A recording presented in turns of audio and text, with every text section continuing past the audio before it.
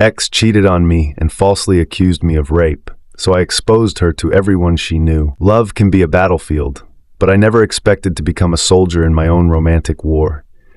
This is the story of how I went from a devoted boyfriend to a man seeking justice, and the unexpected turns my quest for the truth would take. My name is Jack, and it all began when I finally asked out Sarah, my crush of 3 years. We hit it off immediately, and for 7 blissful months, our relationship was everything I'd ever dreamed of. We shared countless interests, rarely disagreed, and our connection was electric both emotionally and physically. In early 2017, I was accepted into the Armed Forces Reserve as a combat engineer. Basic training pushed me to my limits, but Sarah's unwavering support kept me going. When I graduated, she was there, beaming with pride. That summer, I left for advanced training 400 kilometers away. It was a grueling experience. I felt like an outcast and became the target of relentless jokes. My self-esteem plummeted, but Sarah's belief in me was my lifeline. I finished 5th in my class, all thanks to her encouragement. When I returned home, things started to change. Sarah said I wasn't as spontaneous or outgoing as before. Unbeknownst to both of us, I had developed social anxiety during training, which began to affect our relationship. We broke up after a heated argument, but reconciled a few weeks later. However, nothing felt the same. I was constantly walking on eggshells around her. Then came Tom. He was Sarah's new friend from school, and they had grown close during our breakup. One night, I arrived at Sarah's place to find them hanging out. After Tom left, Sarah became cold and distant. We agreed to break up the next day, but she let me stay the night one last time. That's when I noticed Sarah being unusually protective of her phone. After she fell asleep, curiosity got the better of me. I unlocked her phone and found hundreds of messages between her and Tom. They were planning their future together and laughing at my expense. I was devastated.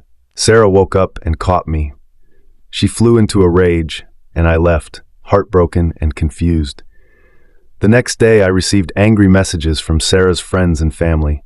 She had told everyone that I had forced myself on her that night.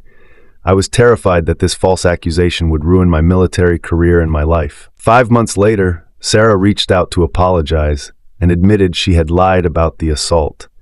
But she refused to clear my name publicly, claiming she needed to protect her reputation. This began a toxic cycle that would repeat for months. Sarah would complain about her relationship with Tom, reminisce about our time together, then ignore me when things improved with Tom. She'd go on social media smear campaigns against me, baiting me into arguments. Each time, she'd paint me as the villain and block me for about a month before the cycle began anew. But I had a plan. With each interaction, I meticulously collected evidence of her lies and manipulation.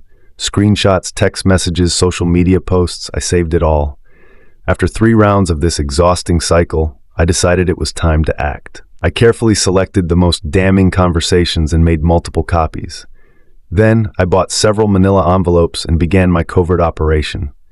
I mailed these revealing documents to everyone important in Sarah's life: her parents, grandparents, close extended family, best friends, work boss, co-workers, and even her teachers. Anyone I could find an address for received an envelope, each one clearly indicating that the texts were between Sarah and me. The response was swift and overwhelming. Within 3 weeks, the truth had spread like wildfire. People who had once shamed me now apologized profusely. Sarah's own parents sent me a heartfelt message, expressing their deep regret for their daughter's behavior and pleading with me not to pursue legal action. Sarah's reaction was explosive. She bombarded me with angry texts, accusing me of betraying her trust and ruining her life. But this time I didn't engage. I read each furious message with a mix of satisfaction and sadness, then blocked her number when the tirade finally stopped. I never fully discovered the extent of the fallout, but I heard through the grapevine that Sarah had dropped out of school and lost her job. As I reflected on the chain of events, I felt a complex mixture of emotions: vindication, regret, and a strange sense of emptiness. In the end, I learned hard lessons about trust, betrayal, and the power of truth. Sometimes, the only way to clear your name is to let someone's own words and actions speak for themselves. And while my revenge may have been sweet, It left a bittersweet aftertaste that I'll carry with me for years to come.